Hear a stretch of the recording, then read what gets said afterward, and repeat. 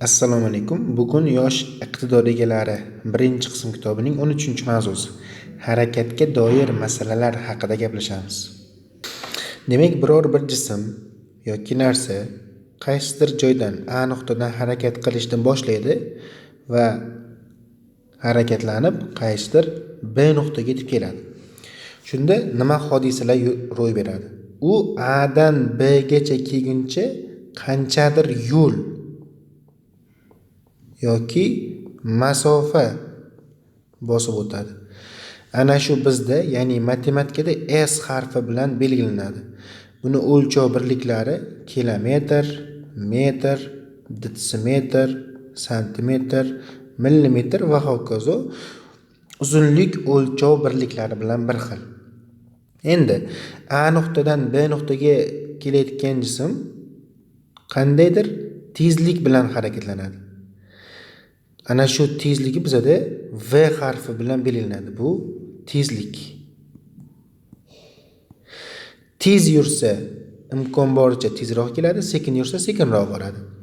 Va A nuqtadan B nuqtaga yetguncha yana bir tushuncha vaqt tushunchasi ham bor. Qanchadir vaqt yuradi.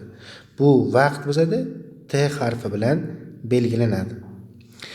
Demak, 3 ta o'lchov birligi bor ekan. Demak, S bu qisqacha qilib aytganda masofa, V bu tezlik, T bu vaqt. Ana shu uchalasini bog'lovchi bittagina formula bor. Bu S teng V ko'paytiruv T. Ya'ni biza masofani topish uchun tezlik bilan vaqtni ko'paytiramiz xolos. Endi bu yerdan tezlikni topa olishimiz mumkin. Teskari qilamiz, masofani bo'lamiz mana bu T ga. Vaqt topishimiz uchun masofani bo'lamiz V ga. Mana shu formulani bilsak bo'ldi. Bu ikkalasi shundan kelib chiqqan. Endi bizaga yangi, ya'ni muhim tushunchalardan bittasi bu V tezlik. Ana shu V tezlik haqida ozroq gaplashib o'tamiz. Tezlik nimadir bu? Buni o'lchov birligi kilometr taqsim soat, metr taqsim sekund yoki va hokazo. Metr taqsim daqiqaga, metr taqsim millisekund va hokazo bo'lishi mumkin. Shular haqida gaplashamiz. Masalan, nima? 1 kilometr taqsim soat deganining ma'nosi nimadir? 1 kilometr taqsim soat degan ma'nosi biror bir jism 1 soatda 1 kilometr yuradi degani. 2 kilometr taqsim soatni ma'nosi nima desa, bu 1 soatda 2 kilometr yuradi degani. 2 soatda 2 kilometr emas, 1 soatda 2 kilometr. Xuddi shunday 67 kilometr taqsim soatni ma'nosi nima desa, bu ham 1 soatda 67 kilometr yuradi degani bilan bir xil. Yoki masalan 13 metr taqsim sekund degani ma'nosi nima desa, bu 1 sekundda endi 1 sekundda 13 metr yuradi degani. Xo'p, 60 metr taqsim daqiqa degan so'zni ma'nosi nima desa, bu 1 daqiqada 60 metr yuradi degani. Masalan, buni salgina maydalashimiz mumkin. 1 daqiqa bu 60 sekund. 60 sekundda 60 metr yursa, 1 sekundda 60 ga bo'lsak 1 metr yuradi degani bilan bir xil.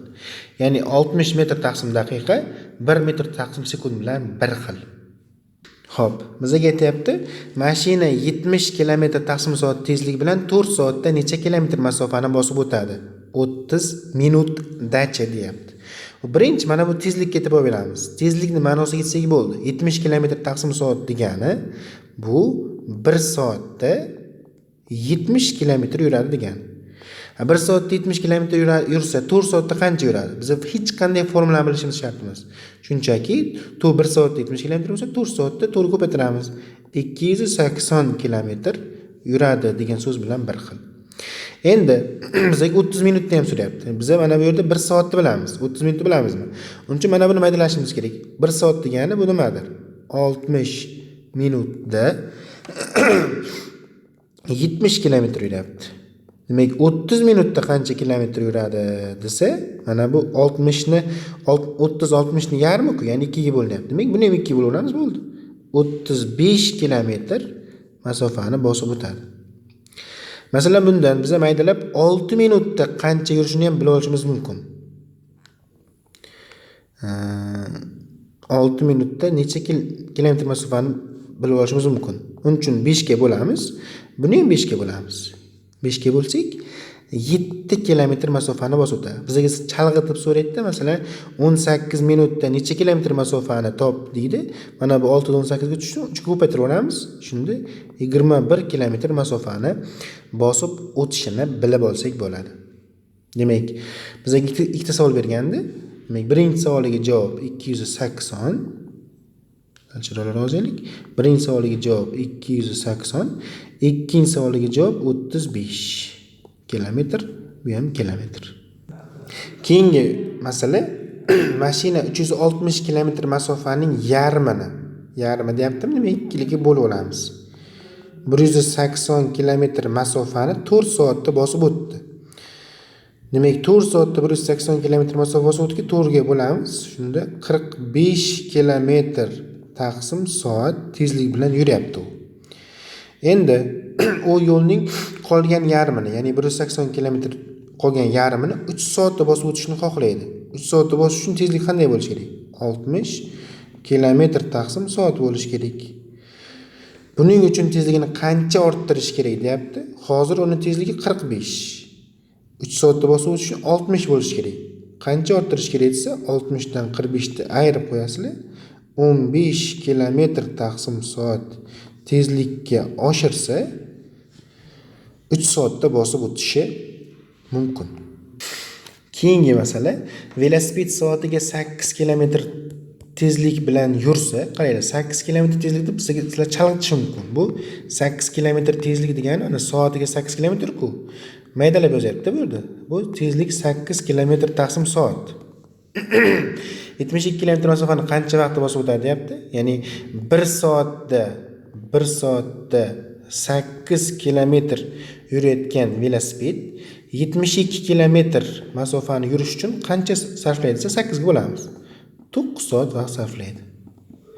Ya'ni o'quvchilar, sizlar umuman formula bilan o'rganmasliklaringiz kerak. Shunchaki fikrlash orqali bu masalalarni o'rgansanglar, qiyinroq bo'lgan masalalarni ham yecha olasizlar. Shu masaladan keyin sinf ishidagi masalalarni 1 dan 16 gacha ishlab qo'yish mumkin bo'ladi. Demak, chumoli, keyingi masala, chumoli har 2 sekundda 3 ta katak yuradi. U A dan B ga necha sekund yetib boradi deyapti. Demak, har 2 sekundda 3 ta katak yurar ekan mana. Bitta, ikkita, 3ta, 4ta, 5ta, 6ta, 7ta, 8ta, 9ta. Demak, har bir harakatini 3 ta katak desak, 9 ta harakat bor.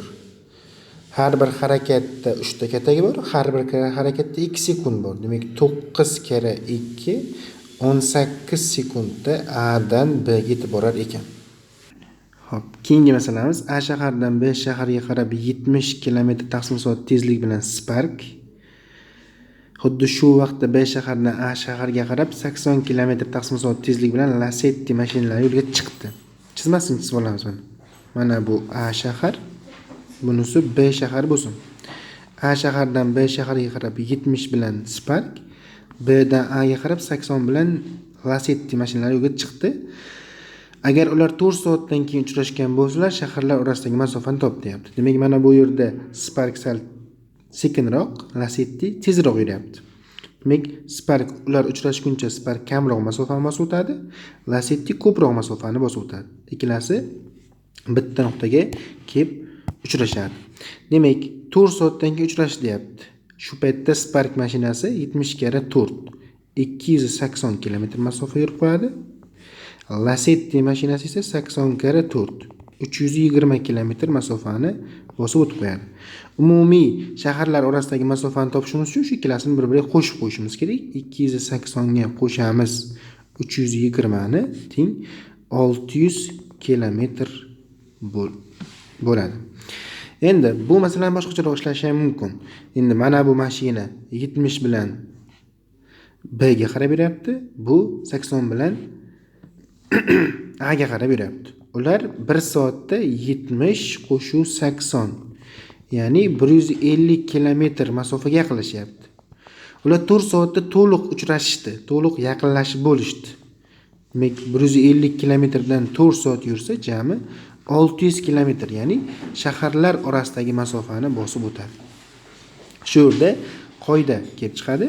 Mana bu tezligi V1, buni tezligini V2 desak, ular bir-biriga qarab yursa, umumiy tezlikni topishimiz uchun har bir mashinaning tezligini bir-biriga qo'shamiz. Va shaharlar orasidagi masofani topishimiz uchun shu umumiy tezlikni vaqtga ko'paytirib qo'yamiz xolos. Hop, keyingi masalamiz A va B shaharlar orasidagi masofa 450 kilometr. A shahardan B shaharga qarab 40 kilometr taqsim soat tezlik bilan Matiz. A shahar, bu B shahar. Bu yoqdan 40 kilometr taqsim soat tezlik bilan Matiz. Bu yoqdan xuddi shu vaqtda B shahardan A shaharga qarab 50 kilometr taqsim soat tezlik bilan Jiguli yo'lga chiqdi. Ular necha soatdan keyin uchrashadi? Demak, ular bir-biriga qarab yuryapti. Ular bir-biriga qarab yurayotgan bo'lsa, umumiy tezliklarni topishimiz uchun 40 ga qo'shamiz 50. 90 kilometr taqsim soat tezlik bilan yaqinlashyapti. Shaharlar orasidagi masofa 450 kilometr. 1 soatda 90 yurayotgan bo'lsa, 450 dan 90 ga bo'lamiz. 5 soatdan keyin ular uchrashadi. Ular necha soatdan keyin uchrashadi degan savolga javob topdik biz. 5 soat. Demak, A ning tezligi kamroq, B ning tezligi kattaroq. Demak, A kamroq yuradi, B ko'proq yuradi. Uchrashish joyi qaysi shaharga yaqin deyapti? Mana bu uchrashish joyi A shaharga yaqin. Ular A shahardan qanday masofada uchrashadi deyapti? Demak, biz mana bu masofani topishimiz kerak. Bu masofa 40 kilometr taqsim soat tezlik bilan yurayotgan mashinaning 5 soatda yurgan masofasi, ya'ni 200 kilometr. Agar B shahardan qanday masofada uchrashadi desa, 50 ni 5 ga ko'paytirardik yoki 450 dan 200 ni ayirib tashlar edik. Demak, bu mavzuni ham agar guruh darajasi yaxshi bo'lsa, bir darsda, agar guruh darajasi 0 dan boshlagan bo'lsa, birinchi dars 1 dan 20 gacha zo'r qilib tushuntirib berib o'tib, keyingi dars 21 dan 31 gacha o'tgan yaxshiroq. Shunda harakatga doir masalalar 2 darsda to'liq yakunlanadi. Mavzuga doir tushuntirishlarimiz shundan iborat edi. E'tiboringiz uchun rahmat. Xayr, salomat.